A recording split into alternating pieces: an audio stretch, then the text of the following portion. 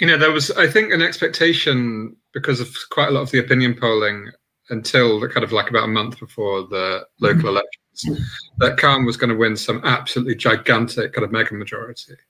And in the end, what he won was almost exactly what he'd won, first of all, in battle against Zach Goldsmith. So that's not, one could kind of exaggerate this and seeing this as a problem. Having a 10% lead over your rival is not a problem. That's the landslide majority that the current government has, more or less. So it's not a sign of enormous problems, but it's not a sign of enormous enthusiasm. And you could compare it, I think, to the way that Andy Burnham, who, like Khan, is a figure of the Labour centre left, is not Corbynite, is not socialist, but who has shown a bit of gumption. The kind of confrontation was with the government over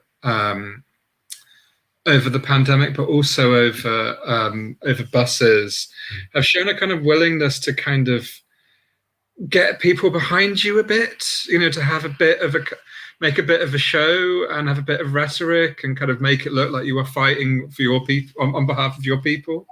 And Khan, although he's actually quite a similar politician in a lot of ways, with a similar history, and actually probably in terms of the history, it's probably to the left of Burnham. He can't seem to do that, and I find that really, really frustrating. I find his sort of managerial kind of quietude and kind of lack of political imagination really frustrating, because in many ways he's a much more interesting guy than he sort of seems to make out.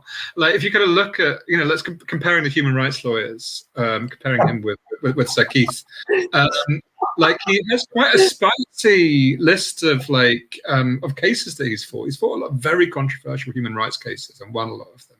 He's an interesting guy, from a wonderful kind of Red Vienna style estate in Earlsfield, which people should go and look at. Although that's not really his own, he can't be credited with that. And yet he wins, and what does he say? I think London is the greatest city in the world. Please don't say that. And I want to encourage tourism from the rest of the country to London. Why the fuck should we care? Why on earth should we care that you're bringing more people to Madame Tussauds? Like, he fought that election to a large degree on rent control. And someone who was a smart politician who looked, oh, well, Burnham up the road has managed to get like nearly 70%. I was expected to get that, and said, I've got this. Maybe I should, look at being a bit more of a public politician and look at kind of being more of a controversial politician, particularly given these people will always hate me anyway. These people in Bexley will always vote for a psychopath like Sean Bailey rather than vote for me, because they are that racist. Instead, he has this kind of instead of kind of going, I fought an election on rent control, now I'm going to fight the government on rent control, which immediately all the people that voted for him would be like, thank you. Instead, he talks about, rehosting the Olympics and about getting more tourists to London. Why on earth should we care? So, I just find whoever is advising him on these things should immediately be sacked.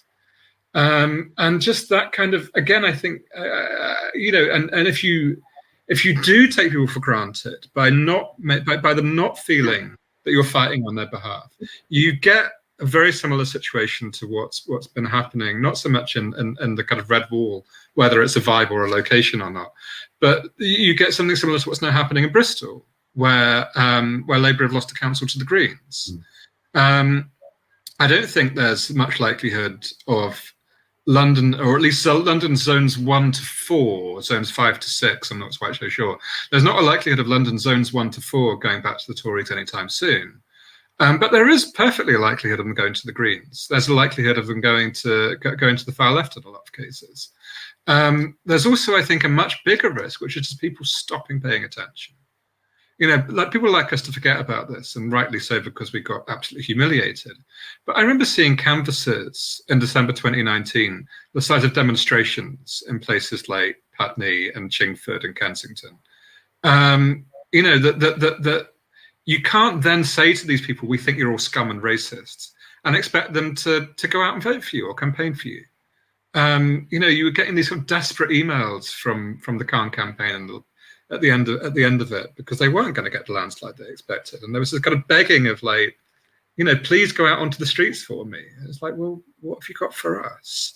And that's the thing, and the Teesside mayor, who obviously I think most of these people is obviously like quite malevolent. But you look at his landslide majority, and a lot of that came from him just sort of going, being a very public figure, nationalising an airport, and being seen to be publicly fighting for people.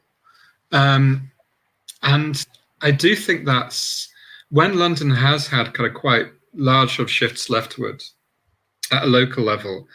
There usually has been a bit of charisma involved. There has been people like George Lansbury, Ada and Alfred Salter, Herbert Morrison, not exactly a figure of the left, but a very interesting figure, and Ken Livingstone. It's moments like that when, Ken Livingstone, but, Ken Livingstone in his day, were very, very charismatic people that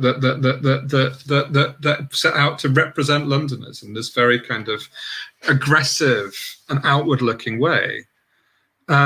So more of that would be nice. Imagine, demand, and build a world transformed.